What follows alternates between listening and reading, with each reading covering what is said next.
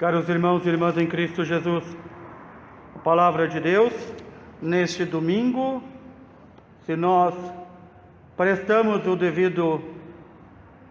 a devida atenção, o devido respeito que ela merece por ser palavra de Deus, creio que nem se precisaria que o sacerdote explicasse. Já o Evangelho de Nosso Senhor Jesus Cristo segundo São Lucas começa esse capítulo 18 dizendo: Jesus contou uma parábola para mostrar-lhes a necessidade de rezar sempre e nunca desistir. Aqui poderia acabar tudo. O cristão é aquele que reza sempre e não desiste de rezar. Mas porque a humanidade não é diferente do tempo do Senhor, nem é diferente do tempo anterior ao Senhor, a palavra de Deus nos exige que expliquemos isso. Muitos têm uma ideia errada que rezar sempre é estar 24 horas por dia fazendo orações vocais ou orações formais, repetindo Pai Nosso, Ave Marias, Glória ao Pai e tantas outras orações com livros, com coisas que aprenderam. E rezar sempre não é isso. Outros que não se dão o trabalho sequer de pensar sobre a sua fé dizem: mas eu não sou capaz de rezar sempre, então não vou rezar nunca. E ainda aqueles que dizem: rezo, mas Deus não me atende. Sobre estes últimos, recordemos o que nos diz São Paulo: vocês pedem e não recebem porque não sabem pedir. Quais são as coisas, os bens, as necessidades que o Senhor atende sempre? Todas aquelas coisas, necessidades, bens que dizem respeito ao nosso crescimento na vida de fé, nosso crescimento espiritual, e que nos levem à santificação, para um dia sermos habitantes do reino dos céus. Sobre estas coisas e destas coisas o Senhor garantiu que aqueles que rezarem receberão. Tudo aquilo que pedirdes ao Pai em meu nome, crendo, receberão. Tudo aquilo, subentende-se, que está relacionado com a nossa salvação. E então a pessoa que não conhece a palavra de Deus, que não foi devidamente educada pela palavra de Deus, nem se deixou educar, diz: eu sou mal de saúde corporal, mas eu queria tanto ter saúde para poder viajar, passear, gozar a vida. Deus não vai dar. Agora, eu gostaria de ter mais saúde para servir melhor os meus irmãos, para atender melhor a minha família, para servir ao próximo, para ter forças para trabalhar e trazer o pão para a minha casa, para viver uma vida santa, para estar no templo de Deus o louvando. Então Deus vai atender. Nós vivemos em uma época, talvez a mais triste da história da nossa fé, em que, por causa dos falsos pastores e dos falsos pregadores e das falsas igrejas, as pessoas pensam que Deus está a nosso serviço. E então vão na chamada igreja, que não é igreja, para pedir a Deus o carro do ano, a promoção no emprego, o dinheiro na conta, as viagens, o luxo. Nós vivemos nesta época. É uma época de uma fé chamada fé particular. Podemos dizer, é a época da metástase. Para quem não sabe o que é a metástase, é quando o câncer já se alastrou num corpo. E então ele já não está só ali naquele foco originário, mas está em vários pontos. Ele cria metástases. A fé metastástica se chama. Onde eu tenho a minha fé e tu tens a tua fé. Quando a fé, que Nosso Senhor veio trazer ao mundo e que nos dá como dom, não é minha nem tua, é nossa. Quando a fé é viver e crer no mesmo, naquilo que nos ensinou o Senhor e nos transmitiram os apóstolos, e a igreja nesses 2000 anos nos tem ensinado. Ela não nos ensinou nesses 2000 anos, nem vai ensinar, que Deus é um Deus que dá coisas. ao estilo de um Papai Noel ou um coelho de Páscoa. A igreja do Senhor não vai ensinar isso. Pode haver falsos pastores e falsos pregadores até na igreja do Senhor. Pode haver. Como também há fiéis e infiéis. Fiéis de nome, fiéis nominais, mas não fiéis de fato. E nas épocas em que vivemos, em que muitas vezes ouvimos tantas coisas, ainda mais nós que vivemos nessa época de redes sociais que chegam à nossa casa, além da televisão, rádio, jornal, imprensa, internet, tanta notícia. Há aqueles que não têm uma fé firme, sólida, não conhecem a palavra de Deus, não conhecem a tradição apostólica, e então começam a tremer as pernas da sua fé. E dizem, meu Deus, como as coisas estão, eles querem acabar com a igreja. Não conhecem que o Senhor prometeu, as portas do inferno não a destruirão. A igreja subsistirá, permanecerá aqui na terra até o último dia, até a vinda do Senhor. Podemos fazer o que quisermos de pior, podemos trair o Senhor das formas mais terríveis, mas a igreja permanecerá. E permanecerá ali, onde deve estar. Na fé, que se encontra muitas vezes naquilo que se chama o senso que os fiéis têm, daquilo que é verdadeiro, aquilo que é santo e aquilo que leva ao verdadeiro louvor e adoração ao Senhor. Podem fazer todas as pantomimas que quiserem, podem destruir tudo o que quiserem, a igreja permanecerá. Foi a loucura de tantos ditadores, tantos senhores do mundo querer destruir a igreja. Entre tantos, um deles, entre tantos que anunciaram o fim da igreja e já morreram, todos eles já morreram, e a igreja continuou, ensinando sempre o mesmo, na espera do Senhor. Entre eles aqui, recordo, entre os milhares que decretaram o fim da igreja, recordo talvez que todos tenham ouvido falar, obviamente, pelas aulas na escola, Napoleão, que encarcerou o Papa, o baniu, aprisionou, fez caminhar quilômetros acorrentados, puxado por uma carroça, e disse, agora vai ser o fim da igreja. Eu vou instituir um novo calendário, eu serei imperador do mundo, eu farei e eu acontecerei, como dizem. Faço e aconteço. E será o fim da igreja se a igreja não se dobra a mim. Um seu tio indireto, cardeal, disse assim, que tolice, que ignorância. Se nós, bispos, padres, se nós, cardeais, não conseguimos destruir a igreja, não serão vocês que conseguirão. E nem nós conseguimos, porque a igreja é divina. E é dela que nos vem a fé no Senhor, por meio dela. Portanto, aquilo que tantas vezes o profeta Isaías diz, pequenino rebanho, não tenha medo, o Senhor está contigo.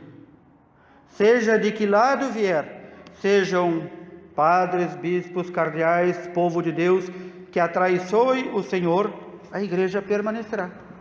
E é a ela que nós estamos ligados. Nós não estamos ligados a grupos, a partidos, a ideologias, tudo isto passa, mas a igreja permanece.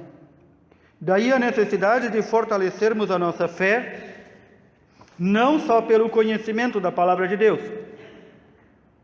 que é essencial, não só pelo participar da mesa do Senhor, recebendo o seu corpo e seu sangue, que é essencial, não só por participarmos e promovermos a verdadeira liturgia, a sagrada liturgia, e não os arremedos e pantomimas que fazem, mas também, especialmente, sermos nutridos e fortificados na nossa fé por aquela força que está acima de todas as outras forças, acima das forças materiais, físicas, das forças de poder, das forças de lobby, das forças de ideologias, que é a força da oração.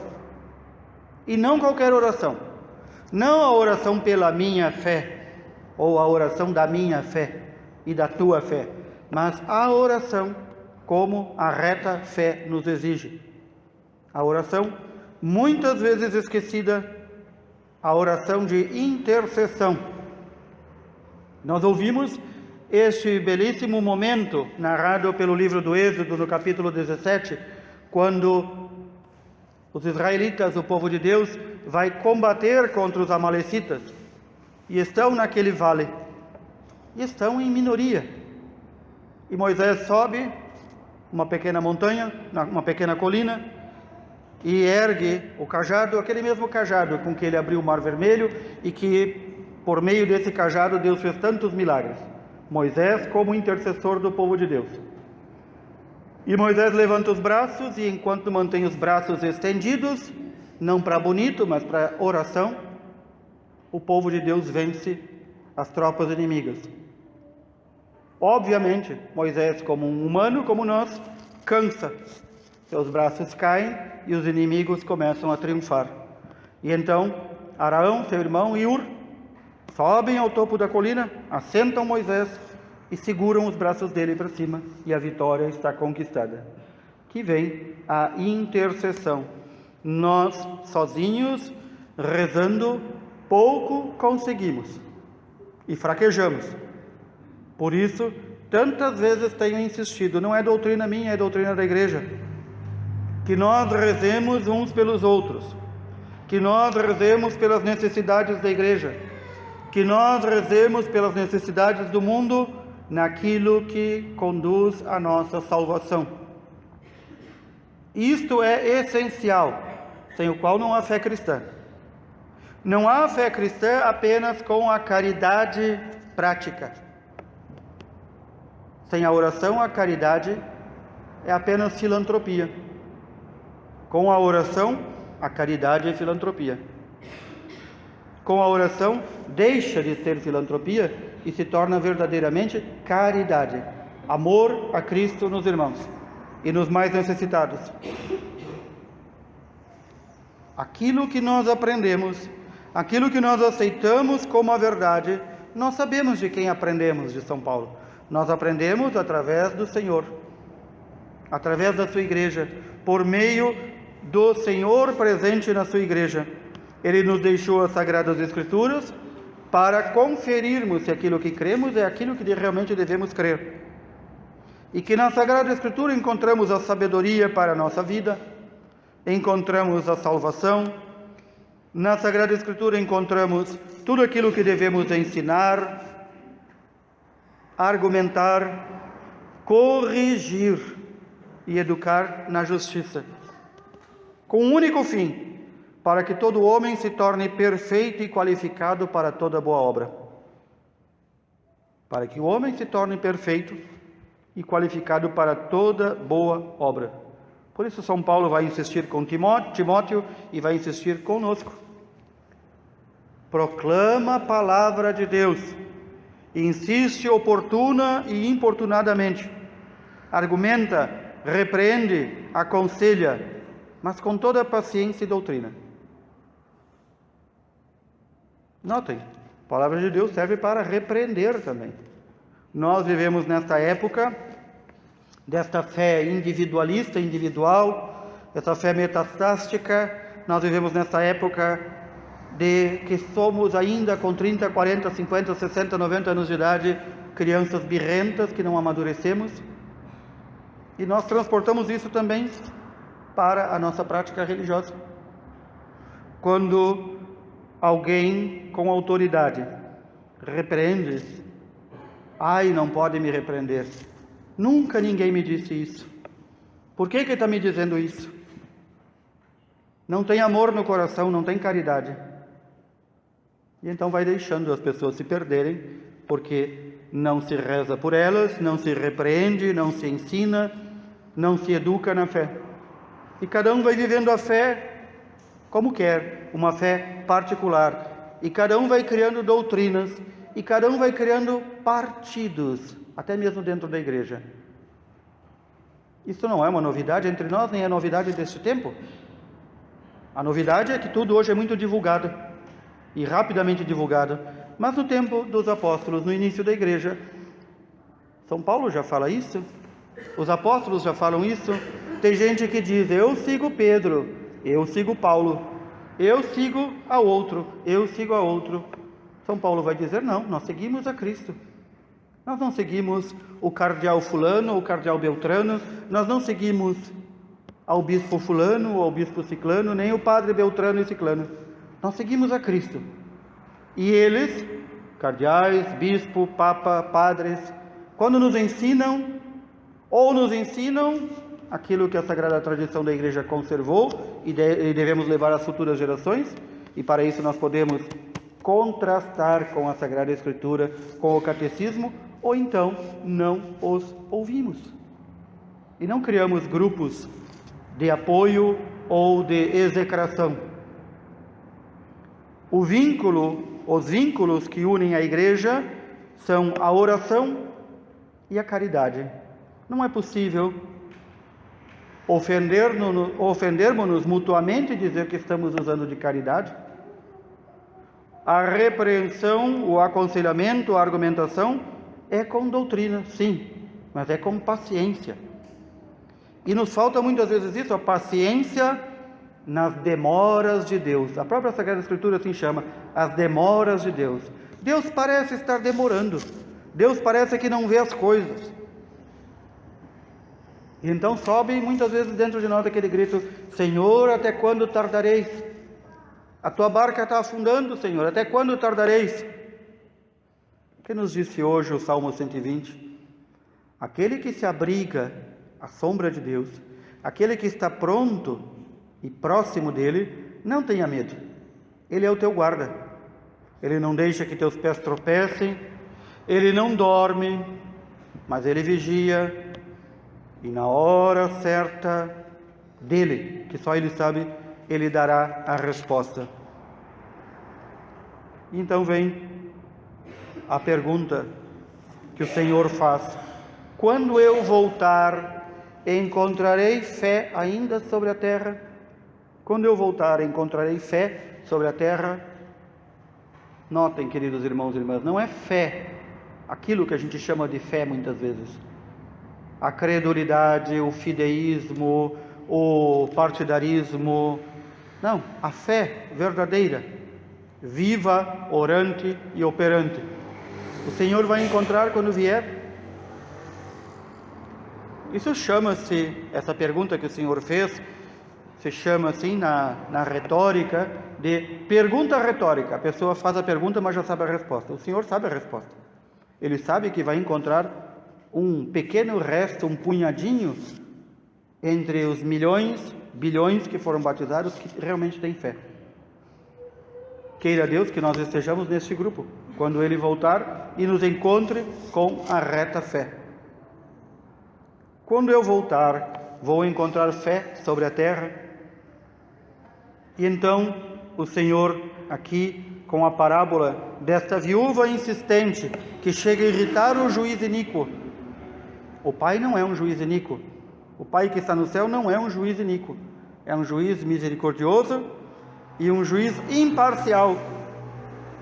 Mas ele diz: havia este juiz iníquo, este juiz que, tendo o poder, mandava e desmandava, fazia e desfazia, e dizia: não tenho medo de Deus e não tenho medo de nenhum homem, ninguém está acima de mim.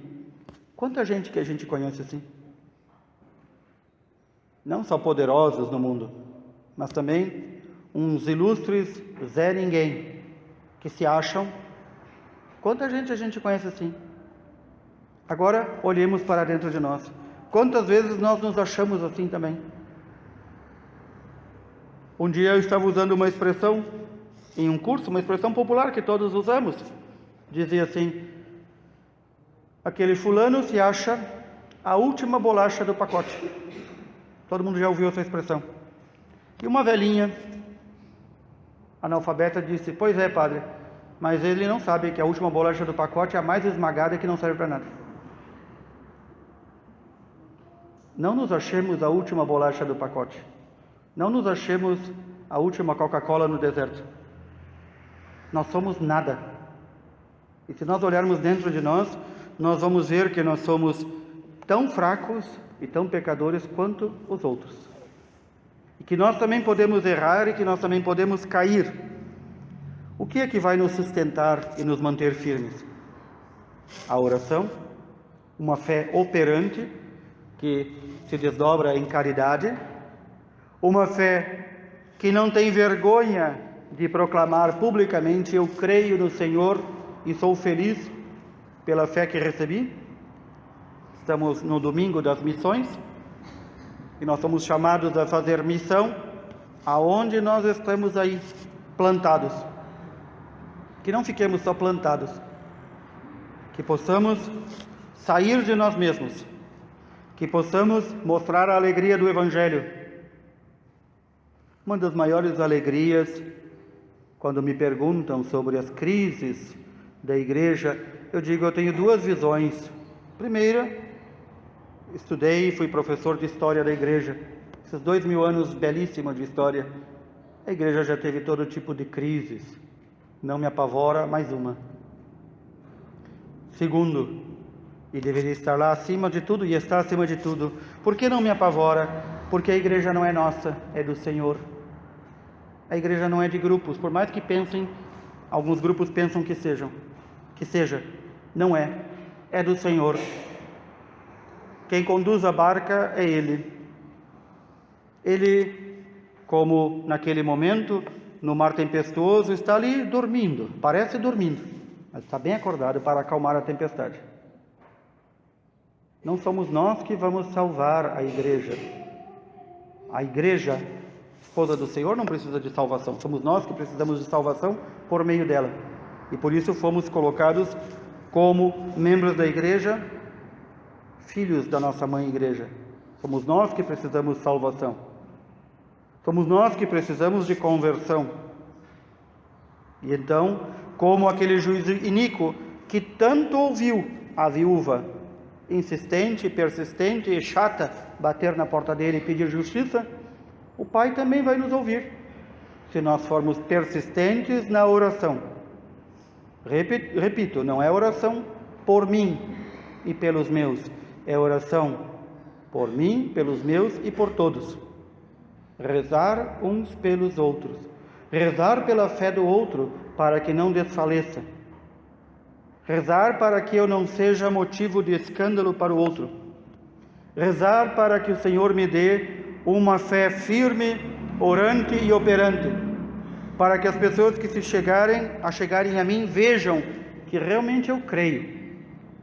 Há poucos dias atrás, para concluirmos, o Papa Francisco falava uma coisa a vós leigos, vocês que não são padres, nem bispos, nem o Papa.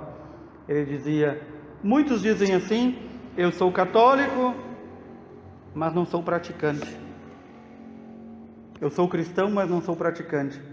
Ele dizia: não digam isso. Digam então: eu fui batizado, talvez até tive uma educação católica, cristã, mas eu não participo de nada. Eu não sou um cristão de verdade. Digam isso. Notem, parece duro, não? É o que tantas vezes eu tenho falado também, de uma outra forma, quando o indivíduo diz: sou católico, mas não sou praticante. É como dizer: eu sou campeão internacional, mundial de natação, mas nunca entrei numa piscina. Sem a prática da fé, não se pode dizer que é cristão. Apenas recebeu o batismo, mas, como antes, permanece pagão. O Dia Mundial das Missões quer nos recordar disso também. Lá onde nós estamos, lá onde nós vivemos, aí devemos fazer missão. Levar Cristo, pregar Cristo, mostrar com nossa vida que cremos nele e que Ele é um Deus que não abandona o seu povo e que Ele é um Deus misericordioso, acessível, que nos cobre com a sua sombra, que nos protege de todo mal, que nos considera como a pupila dos seus olhos. E então, na persistência da oração, uns pelos outros, nós poderemos dizer: Deus Pai nos fará justiça. Como diz Jesus, bem depressa, quando menos esperarmos, Ele nos fará justiça. Ele derrotará, como derrotou e sempre derrota, todos aqueles dentro ou fora da igreja que se põem contra os seus planos. Ele derrotará, se nós permanecermos firmes na oração. E então poderemos dizer, a oração, a caridade, o conhecimento da palavra de Deus é que faz com que não só a palavra seja viva e eficaz, penetrando nossos sentimentos, entrando no íntimo do nosso coração, mas nós mesmos seremos esse dinamismo, seremos essa força no mundo, e que todo homem, que toda mulher, crente ou não crente, que se aproximar de nós, vai poder perceber, ali há alguém que vive, ali há alguém que vive a sua fé, ali há alguém que transmite a sua fé. Peçamos ao Senhor esta graça, de sermos para os demais testemunhas eficazes e vivas do Evangelho do Senhor. Louvado seja nosso Senhor Jesus Cristo.